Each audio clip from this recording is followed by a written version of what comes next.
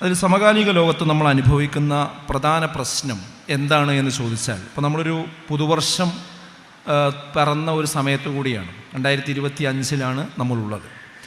അപ്പോൾ ഈ 2024 അതിന് തൊട്ട് മുമ്പുള്ള കുറച്ച് സമയവും നമ്മൾ പരിശോധിച്ച് നോക്കുമ്പോൾ നമുക്ക് കാണാൻ കഴിയുന്ന ഒരു കാര്യം, വ്യക്തിപരമായ അഭിപ്രായങ്ങൾക്കും വികാരങ്ങൾക്കും വസ്തുതകളെക്കാൾ പ്രാധാന്യം നൽകുകയും അതിലൂടെ പൊതു അഭിപ്രായങ്ങൾ ഉണ്ടാക്കിയെടുക്കുകയും ചെയ്യുന്ന ഒരു ട്രെൻഡ് ഇന്ന് നിലനിൽക്കുന്നുണ്ട് എന്നതാണ്. അതായത് ഓരോരുത്തർക്ക് വ്യക്തിപരമായി തോന്നുന്ന ചില കാര്യങ്ങളുണ്ടാവും, ചില അഭിപ്രായങ്ങളുണ്ടാവും, ചില നിരീക്ഷണങ്ങളുണ്ടാവും.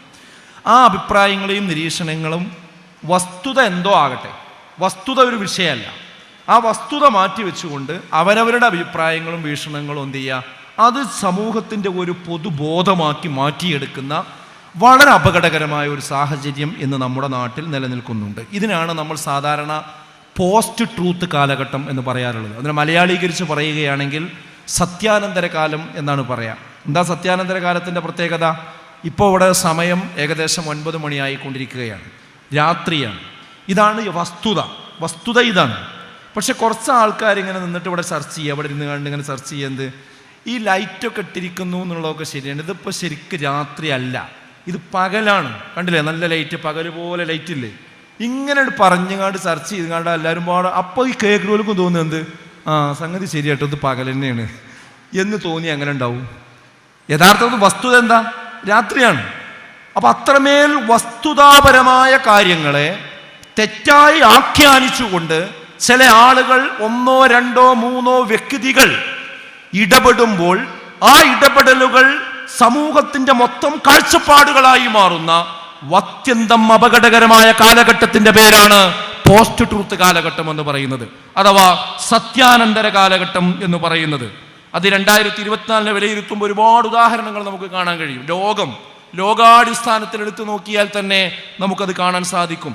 അതായത് മീഡിയ ഉപയോഗിച്ചുകൊണ്ട്, പ്രത്യേകിച്ച് സോഷ്യൽ മീഡിയ ഉപയോഗിച്ചുകൊണ്ട് എങ്ങനെ ഒരു വ്യക്തിയെ, ഒരു കുടുംബത്തെ, ഒരു രാജ്യത്തെ, ഒരു രാഷ്ട്രത്തെ, അതിൻ്റെ തെരഞ്ഞെടുപ്പിനെ വരെ എങ്ങനെ നിയന്ത്രിക്കാൻ കഴിയും, അവരുദ്ദേശിച്ചിടത്തേക്ക് കൊണ്ടുവരാൻ കഴിയും എന്നതിൻ്റെ ഉത്തമ ഉദാഹരണമാണ് ഇപ്പോൾ ട്രംപ് വീണ്ടും അധികാരത്തിൽ വരികയാണ് അമേരിക്കയിൽ ട്രംപ് വീണ്ടും അധികാരത്തിൽ വരുമ്പോൾ അതിൻ്റെ പിന്നിൽ പണിയെടുത്തത് ഇന്ന് വ്യാപകമായി ചർച്ച നടന്നുകൊണ്ടിരിക്കുന്നത് ആരാ? ഒരു വ്യക്തിയാണ്. ഏതാണ് ആ വ്യക്തി?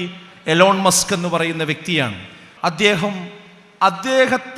അദ്ദേഹവും അതുപോലെ തന്നെ ട്രംപും തമ്മിലുണ്ടായ ഒരു ബന്ധം, ആ ബന്ധമാണ് അദ്ദേഹത്തിന് തെരഞ്ഞെടുപ്പിൽ വലിയ ഒരു ഉപകാരം ചെയ്തത്. എന്തുകൊണ്ടാണ് എലോൺ മസ്കിന് അങ്ങനെ ഒരു സ്വാധീനം ചെലുത്താൻ കഴിയുന്നത്? അദ്ദേഹത്തിൻ്റെ കയ്യിലാണ് ട്വിറ്റർ ഉള്ളത്, അദ്ദേഹത്തിൻ്റെ കയ്യിലാണ് സോഷ്യൽ മീഡിയ ഉള്ളത്. അതുകൊണ്ട് ആ സോഷ്യൽ മീഡിയയിലാണ് ലോകം കറങ്ങിക്കൊണ്ടിരിക്കുന്നത്. അതുകൊണ്ട് അതിൻ്റെ അൽഗോരിതം എങ്ങനെ സെറ്റ് ചെയ്യണമെന്ന് അദ്ദേഹത്തിന് അറിയാം. അദ്ദേഹം വിചാരിക്കുന്നത് പോലെ ജനങ്ങളെ കൊണ്ട് ചിന്തിപ്പിക്കാൻ കഴിയും. ഞാൻ നേരത്തെ പറഞ്ഞതുപോലെ നട്ടുച്ചക്കുന്ന രാത്രിയാണെന്നും രാത്രിക്ക് പകലാണ് എന്നും അവൻ വിചാരിച്ചാൽ, അല്ലെങ്കിൽ അവർ വിചാരിച്ചാൽ ജനങ്ങളെ കൊണ്ട് ചിന്തിപ്പിക്കാൻ കഴിയുന്ന ഒരു സാഹചര്യത്തിലൂടെ നമ്മൾ കടന്നു പോകുന്നു എന്നതിൻ്റെ നേർക്കാഴ്ചയാണ് ഈ സമീപ സന്ദർഭങ്ങളിൽ പോലും നമ്മൾ കണ്ടുകൊണ്ടിരിക്കുന്നത് എന്നാണ് ഞാൻ സൂചിപ്പിച്ചത്. ഇത് ഒട്ടനവധി കാര്യം, ലോകത്ത് മാത്രമല്ല മൊത്തം എടുത്ത് പരിശോധിച്ചാൽ നമുക്കിത് കാണാൻ കഴിയുന്ന ഒരു കാര്യമാണ്.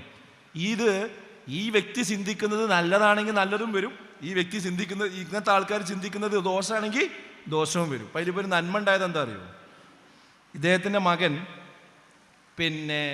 LGBTQ ആക്ടിവിസ്റ്റ് ആദ്യ സമയത്തൊക്കെ അത് ലൈസൻസ് കൊടുത്തു. പിന്നെ അതിലേക്കാണ് പോയി അതിൻ്റെ ആളായി മാറിയപ്പോൾ അത് പെണ്ണാകണയും പരിപാടിയാണല്ലോ. അതിന് അദ്ദേഹത്തിൻ്റെ മകൻ വിധേയനാകുക എന്ന് കണ്ടപ്പോഴാണ് ഇതിൻ്റെ അപകടം അദ്ദേഹത്തിന് മനസ്സിലായത്. സ്വന്തം മകൻ, ഇത് നാട്ടുകാരെ കുട്ടികൾക്ക് എന്തെങ്കിലും വരുമ്പോൾ ആർക്കും പ്രശ്നം ഉണ്ടാവില്ല, അവനാൻ്റെ മകന് വരുമ്പോഴാണ് ഇതൊക്കെ ഇത് നമ്മളെ നാട്ടിലൊന്നും അങ്ങനെ വരുമ്പോൾ ഇതൊക്കെ നേരാവുള്ളൂ. അപ്പോൾ അദ്ദേഹത്തിന് മനസ്സിലായത് അപകടമാണ്. അദ്ദേഹം ഇതിനെതിരാളിയായി. അതിൻ്റെ ഒരു സ്വാധീനം ആർക്കുണ്ട്? ഡൊണാൾഡ് ട്രംപിനുണ്ട്.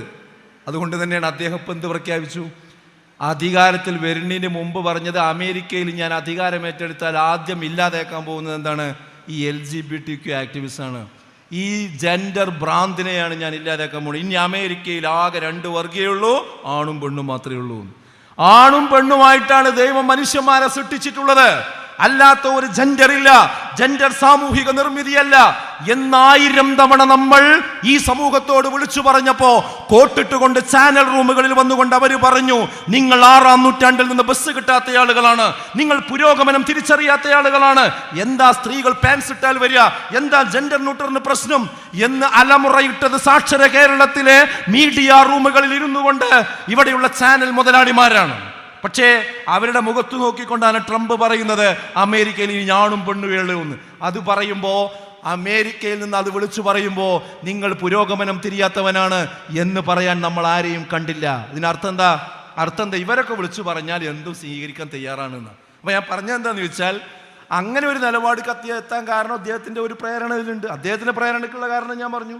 അപ്പൊ ഈ സോഷ്യൽ മീഡിയ എന്ന് പറഞ്ഞാൽ അത് കൈകാര്യം ചെയ്യുന്ന ആളുകൾ എങ്ങനെ ചിന്തിക്കുന്നുവോ അതിനനുസരിച്ച് സമൂഹത്തെ എന്ത് ചെയ്യാൻ പറ്റും, പരിവർത്തിപ്പിച്ചു കൊണ്ടുവരാൻ കഴിയുന്ന ഒരു സാഹചര്യമാണ്.